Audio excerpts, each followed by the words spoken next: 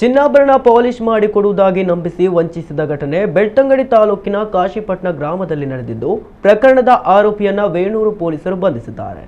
ಕಾಶಿಪಟ್ಟಣ ಗ್ರಾಮದ ಪಣಿಲಾಜೆ ಎಂಬಲ್ಲಿ 90 ವರ್ಷದ ವೃದ್ಧ ಮಹಿಳೆ ಒಬ್ಬರೇ ಮನೆಯಲ್ಲಿದ್ದ ಸಂದರ್ಭದಲ್ಲಿ ಸೇಲ್ಸ್ ಮ್ಯಾನ್ ಎಂಬುದಾಗಿ ಹೇಳಿಕೊಂಡು ಬಂದಿದ್ದ ಬಿಹಾರದ ಸುಪೌಲ್ ಜಿಲ್ಲೆಯ ತ್ರಿವೇಣಿಗಂಜ್ ತಾಲೂಕಿನ ರಘುನಾಥಪುರ ಗ್ರಾಮ ನಿವಾಸಿ 30 ವರ್ಷದ ಚಂದನ್ ಕುಮಾರ್ ಎಂಬಾತ ಚಿನ್ನವನ್ನ ತೊಳೆದು ಕೊಡುವುದಾಗಿ ಹೇಳಿದ್ದಾನೆ. ಅದನ್ನ ನಂಬಿದ ಮಹಿಳೆ ಕಪಾಟಿನ ಲಾಕರ್ನಲ್ಲಿದ್ದ ಲಕ್ಷ್ಮೀ ಪದಕ ಇರುವ 2.25 ಪವನ್ ತೂಕದ ಚಿನ್ನದ ಸರವನ್ನ ತಂದುಕೊಟ್ಟಿದ್ದಾರೆ.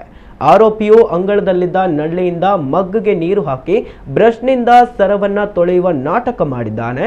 ಬಳಿಕ ಪೇಪರ್ನಲ್ಲಿ ಸುತ್ತಿಕೊಟ್ಟಿದ್ದು ಫ್ಯಾನ್ ಗಾಳಿಗೆ ಇಟ್ಟು ಒಣಗಿಸುವಂತೆ ಹೇಳಿ ಅಲ್ಲಿಂದ ಕಾಲ್ಕಿತ್ತಿದ್ದ. ವೃದ್ಧೆ ಪೇಪರ್ ತೆರೆದು ನೋಡಿದಾಗ ಅರಶಿನ ಪುಡಿಯಂತೆ ಕಾಣುವ ಪುಡಿ ಇದ್ದು ಚಿನ್ನದ ಸರದ ಸಣ್ಣ ಸಣ್ಣ ತುಂಡುಗಳು ತಾಮ್ರದ ಬಣ್ಣಕ್ಕೆ ತಿರುಗಿದ ಲಕ್ಷ್ಮೀ ಪದಕ ಕಂಡು ಬಂದಿತ್ತು.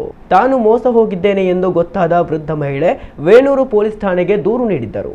ಕೇಸ್ ದಾಖಲಿಸಿಕೊಂಡ ಪೊಲೀಸರು ಸಿಸಿ ಕ್ಯಾಮೆರಾದಲ್ಲಿ ಸೆರೆಯಾಗಿದ್ದ ಆರೋಪಿಯ ಫೋಟೋ ಆಧಾರದಲ್ಲಿ ವಿವಿಧ ಆಯಾಮಗಳಲ್ಲಿ ತನಿಖೆ ನಡೆಸಿ ಆರೋಪಿಯನ್ನ ಫೆಬ್ರವರಿ 28ರಂದು ಮೂಡಬಿದ್ರೆಯ ಗಂಟಲ್ಕಟ್ಟೆ ಎಂಬಲ್ಲಿ ಬಂಧಿಸಿದ್ದಾರೆ.